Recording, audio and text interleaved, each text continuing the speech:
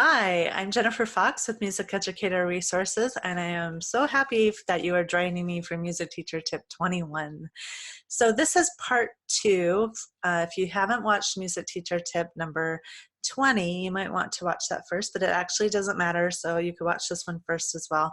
In Music Teacher Tip number 20, we talked about early childhood lesson evaluations. I basically went through the process of what I do with my students when I'm evaluating them at the introductory lesson. So today's tip is going to be on what I do for students who are just new students. There might be 7 years and older, and they've never had lessons before. So similar to the early childhood lessons, if you watch that video, I start with clapbacks. So I will do it actually in 3 different time signatures. I will start a clapback back, and I might do several of them in 3/4. 3/4 tends to be a little bit harder for students. Naturally, they gravitate towards 4/4, so I'll do usually a few of them, especially if I see that they're having a little bit of trouble. And I'll do some in 4/4, and then I'll even do some in 6/8. So I kind of try to mix up different time signatures for the clapbacks and get an idea of how well they're listening and able to clap them back. And like I mentioned in the last video, I make sure I'm clear with my instructions. I'll let them know that I'm going to be clapping a rhythm and they're going to clap it back, but not to clap until my hands are on my lap. That means I'm finished, and then it's their turn to clap. And then we go into steady pulse, and this is where I might put on a background track, or I might actually go into Piano Maestro and do the very first journey chapter with them and have them play the middle C along with the music that's going on, or I might do a little bit of both. But I always, in addition to that, I always do steady pulse with metronome. So I'll do one maybe around 86, a medium tempo, and then one at a faster tempo, maybe at 120, and then one at a slow tempo, maybe around 60. So I kind of like to gauge their steady tempo with different tempos, or their steady pulse. Okay, and then pitch. There's a few things that I like to do with matching pitch. So we'll explore, of course, high sounds and low sounds, up and downs, da da da da da, is the sound going up, is the sound going down, louds and softs. You can also explore whole steps and half steps to see if they recognize the difference between those. Different things like that when it comes to pitches. Now remember, these are the students that have not had lessons before. And then we go through the musical alphabet. I have my alphabet cards that I mentioned in the last video. So I'll have them go through, naming the letter. But one thing I do with these students that I don't do with my early childhood students typically, unless I feel like I have a bright early childhood student that's just extra bright and can do it, is what I'll do is I'll show them the letter and I'll have them say what letter this is. So this is a C. And then I'll have them say what letter comes after C, and then what letter comes before C. And then if they're doing really well, and I could see, and I'll even do what comes after G.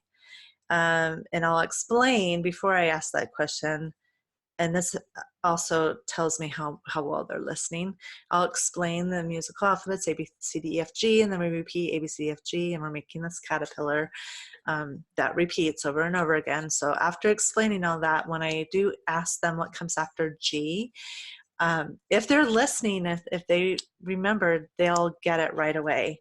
But if maybe they missed it and didn't listen very well, I'll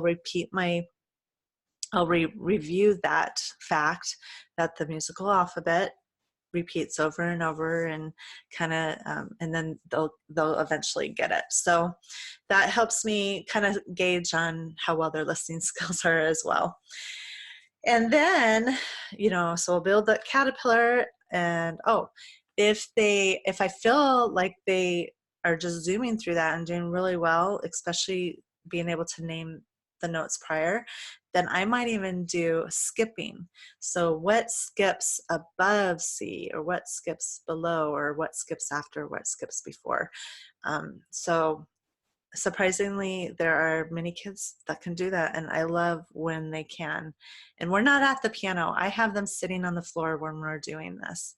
So we have them spread out, and I have a caterpillar puzzle that we do later on. Sometimes if I have time during this lesson, because this is an evaluation lesson, so my evaluation lessons, we have a lot to go through, so I don't usually do this during this lesson, but when they first start lessons, I have an ABC caterpillar.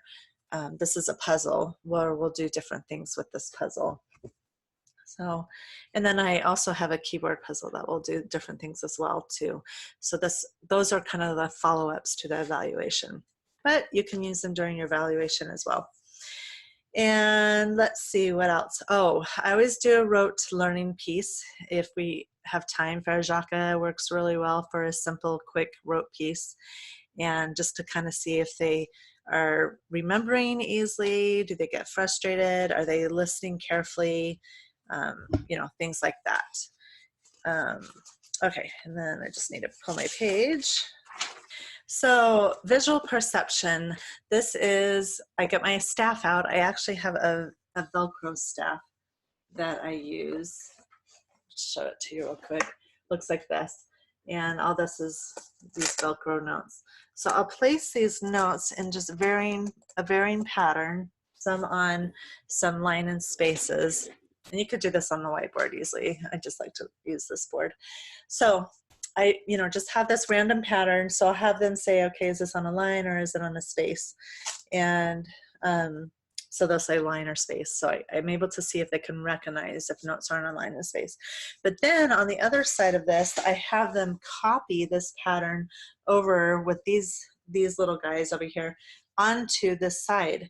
And this really speaks volumes. You would think, okay, well, how hard is that? And I tell them color doesn't matter, because sometimes I don't have enough colors of something. So I tell them it doesn't matter which color.